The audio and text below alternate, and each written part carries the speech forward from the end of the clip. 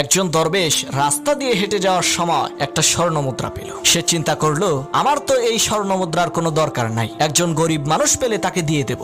এই ভেবে দরবেশ সামনের দিকে হাঁটা শুরু করলো। এমন সময় সে দেখতে পেল বিশাল বড় এক অশ্বারোহী বাহিনী নিয়ে অস্ত্রে শস্ত্রে সজ্জিত হয়ে সে রাজ্যের রাজা কোথায় যেন যাচ্ছে। সে রাজা দরবেশকে দেখে বলল, হুজুর, আমাদের জন্য দোয়া করবেন, আমরা যুদ্ধে যাচ্ছি। তখন সেই দরবেশ স্বর্ণ মুদ্রাটি রাজার হাতে দিয়ে বলল, রাজা মশাই, এই স্বর্ণ মুদ্রাটি আপনি রাখেন। তখন রাজা অবাক হয়ে বলল, এই বিশাল সাম্রাজ্যের রাজা আমি, সামান্য একটি স্বর্ণ মুদ্রা দিয়ে আমি করবোটা কি? তখন দরবেশ বলল, আমার মনে হয় এই স্বর্ণ মুদ্রাটা আপনার খুব প্রয়োজন, কারণ এত বড় সাম্রাজ্য থাকার পরও আপনি সন্তুষ্ট না, আরো একটা রাজ্য দখল করতে যাচ্ছেন। তখন রাজা মশাই বুঝতে পারলো, সত্যিই তো এই দরবেশের কাছে কিচ্ছু নাই, একটা স্বর্ণ মুদ্রা কুড়িয়ে পেয়েছে, তাও সে দান করে দিচ্ছে, সে তো আমার চাইতেও বড় রাজা।